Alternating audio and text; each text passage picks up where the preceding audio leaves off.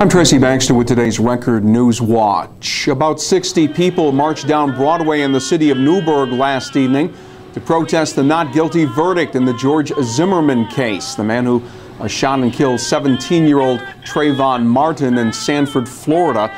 Jury ultimately sided with Zimmerman, who had maintained during the racially charged proceedings that the shooting was in self-defense. The Newburgh demonstrators say the case points up the need for changes in laws and policies. I have witnessed the inequality in the justice system that is sweeping the nation, and we as a people need to put a stop to it. We as a people have a right to raise our voice against such inequality. When I heard the verdict, it broke my heart, because Trayvon Martin was nothing more than a child on his way home. It is just okay to have open season on our children. Amen. Amen. The fight is not in the yelling and screaming. The fight is in the changing the policies. The fight is in your vote. That's right. The fight is in getting out and making sure that these people who run for office have your concerns in mind. Those attending the rally were invited to sign a letter to be sent to the Martin family, and there was a call for the filing of civil rights charges against Zimmerman. Newburgh protesters sent a local message as well by renewing demands that the city establish a civilian review board to hear complaints about city police officers. The ongoing heat wave continues to take a toll, especially on those who can't escape it, like the workers on this gas pipeline installation job along County Route 78 in the town of Wallkill. They and others working outdoors need to pace themselves and drink plenty of water to replace what the heat and humidity has been taking away. Local utility companies were expecting another day of strain on the power grid as transformers struggle to keep up with the high electricity usage from air conditioners and fans. In the city of Newburgh, the decision was made to extend the hours at the Delano Hitch Park pool and open a cooling center at the nearby activity center. Cooling center was also made available at Crawford Town Hall. We'd better get used to it. Any real break in the heat is not expected until the weekend.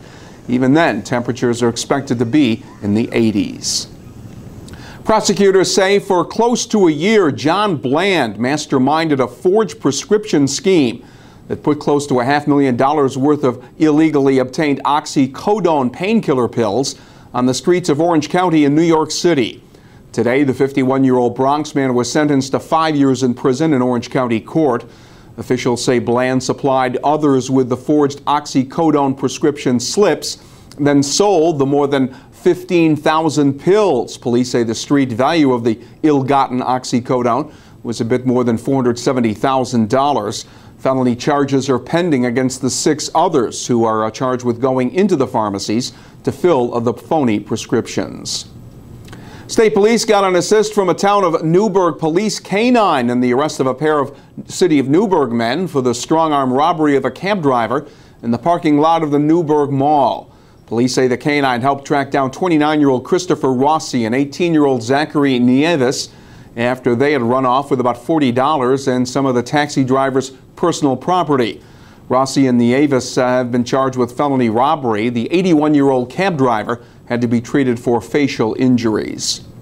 The vehicle they were in went out of control, rolled over after hitting some boulders, then went down a 90-foot embankment, landing in an upright position in Plattekill Creek.